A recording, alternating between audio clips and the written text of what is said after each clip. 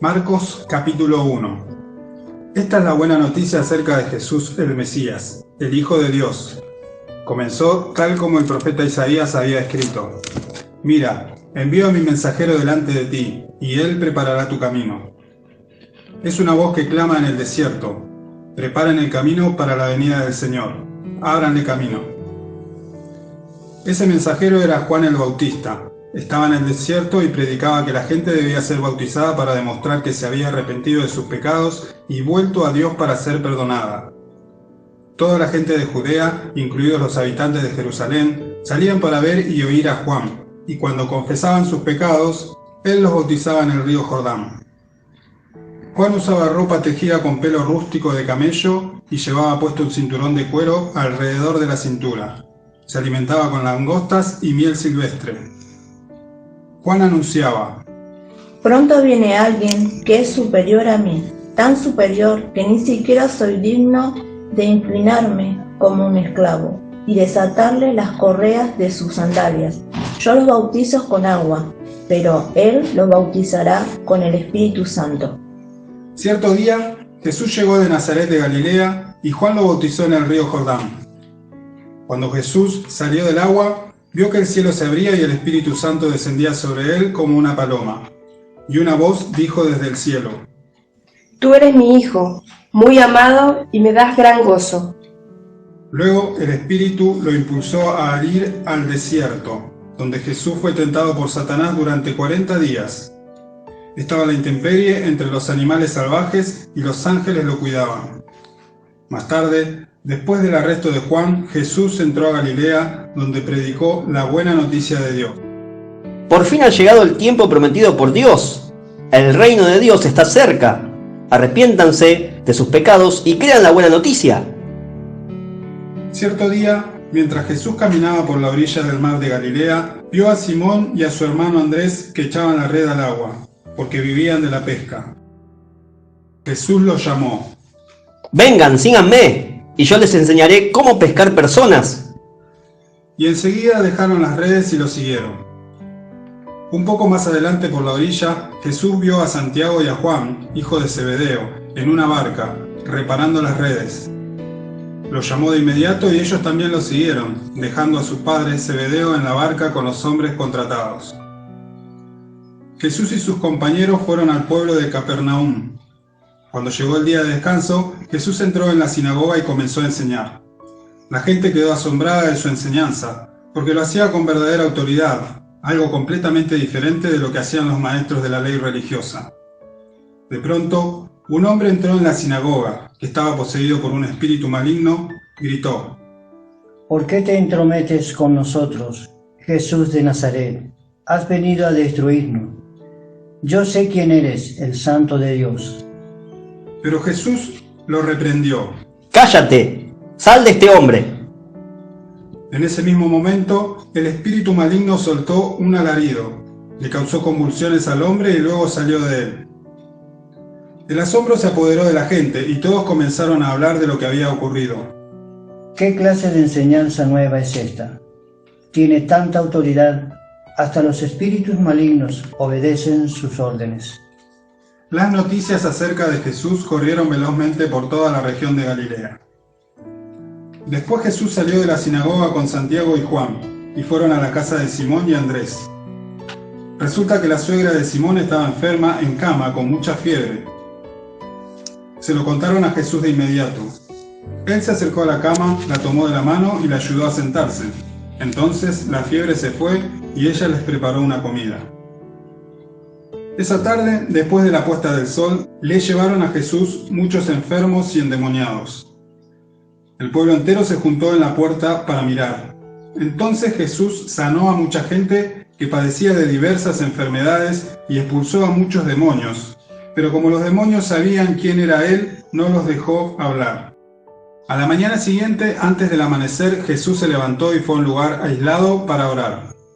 Más tarde, Simón y los otros salieron a buscarlo. Cuando lo encontraron, le dijeron: Todos te están buscando. Debemos seguir adelante e ir a otras ciudades, y en ellas también predicaré, porque para eso he venido. Así que recorrió toda la región de Galilea, predicando en las sinagogas y expulsando demonios. Un hombre con lepra se acercó, se arrodilló ante Jesús y le suplicó que lo sanara. Si tú quieres, puedes sanarme y dejarme limpio. Movido a compasión, Jesús extendió la mano y lo tocó. Sí, quiero. Queda sano. Al instante, la lepra desapareció y el hombre quedó sano. Entonces Jesús lo despidió con una firme advertencia. No se lo cuentes a nadie. En cambio, preséntate ante el sacerdote y deja que te examine. Lleva contigo la ofrenda que exige la ley de Moisés a los que son sanados de lepra. Esto será un testimonio público de que has quedado limpio. Pero el hombre hizo correr la voz proclamando a todos lo que había sucedido. Como resultado, grandes multitudes pronto rodearon a Jesús, de modo que ya no pudo entrar abiertamente en ninguna ciudad. Tenía que quedarse en lugares apartados, pero aún así, gente de todas partes seguía acudiendo a él. Marcos capítulo 2. Cuando Jesús regresó a Capernaum, varios días después, enseguida corrió la voz de que había vuelto a casa. Pronto, la casa donde se hospedaba estaba tan llena de visitas que no había lugar ni siquiera frente a la puerta. Mientras él predicaba la palabra de Dios, llegaron 4 hombres cargando a un paralítico en una camilla. Como no podían llevarlo hasta Jesús, debido a la multitud, abrieron un agujero en el techo, encima de donde estaba Jesús. Luego bajaron al hombre en la camilla justo delante de Jesús. Al ver la fe de ellos, Jesús le dijo al paralítico: Hijo mío, tus pecados son perdonados. Algunos de los maestros de la ley religiosa que estaban allí sentados pensaron: ¿Qué es lo que dice? Es una blasfemia. Solo Dios puede perdonar pecados. En ese mismo instante Jesús supo lo que pensaban, así que les preguntó: ¿Por qué cuestionan eso en su corazón? ¿Qué es más fácil decirle al paralítico: tus pecados son perdonados? O ponte de pie, toma tu camilla y camina. Así que le mostraré que el Hijo del Hombre tiene autoridad en la tierra para perdonar pecados. Entonces Jesús miró al paralítico y dijo: Ponte de pie, toma tu camilla y vete a tu casa. Y el hombre se levantó de un salto, tomó su camilla y salió caminando entre los espectadores, que habían quedado atónitos. Todos estaban asombrados y alababan a Dios, exclamando: Jamás hemos visto algo así. Entonces Jesús salió de nuevo a la orilla del lago y enseñó a las multitudes que se acercaban a él. Mientras caminaba, vio a Leví, hijo de Alfeo, sentado en su cabina de cobrador de impuestos. Sígueme y sé mi discípulo. Entonces Leví se levantó y lo siguió. Más tarde, Leví invitó a Jesús y a sus discípulos a una cena en su casa, junto con muchos cobradores de impuestos y otros pecadores de mala fama. Había mucha de esa clase de gente entre los seguidores de Jesús. Cuando los maestros de la ley religiosa, que eran fariseos, lo vieron comer con los cobradores de impuestos y otros pecadores, preguntaron a los discípulos: ¿Por qué come con semejante escoria? Cuando Jesús los oyó, le dijo: La gente sana no necesita médicos, los enfermos sí. No he venido a llamar a los que se creen justos, sino a los que saben que son pecadores. Cierta vez que los discípulos de Juan y los fariseos ayunaban, algunas personas se acercaron a Jesús y le preguntaron: ¿Por qué tus discípulos no ayunan, como lo hacen los discípulos de Juan y los fariseos? ¿Acaso los invitados de una boda ayunan mientras festejan con el novio? Por supuesto que no.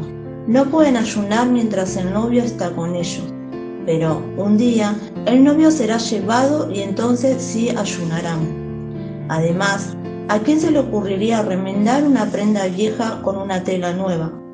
Pues el remiendo nuevo encogería y se desprendería de la tela vieja, lo cual dejaría una rotura aún mayor que la anterior. Y nadie pone vino nuevo en cueros viejos, pues el vino reventaría los cueros, y tanto el vino como los cueros se echarían a perder. El vino nuevo necesita cueros nuevos. Cierto día de descanso, mientras Jesús caminaba por unos terrenos sembrados, sus discípulos comenzaron a arrancar espigas de grano para comer. Entonces los fariseos le dijeron a Jesús: Mira, ¿por qué tus discípulos violan la ley al cosechar granos el día de descanso? ¿Acaso no han leído en las Escrituras lo que hizo David cuando él y sus compañeros tuvieron hambre? Entró en la casa de Dios en el tiempo que Abiatar era sumo sacerdote y violó la ley al comer los panes sagrados que solo los sacerdotes se le permitía comer, y también les dio una porción a sus compañeros. El día de descanso se hizo para satisfacer las necesidades de la gente y no para que la gente satisfaga los requisitos del día de descanso. Así que el Hijo del Hombre es Señor incluso el día de descanso.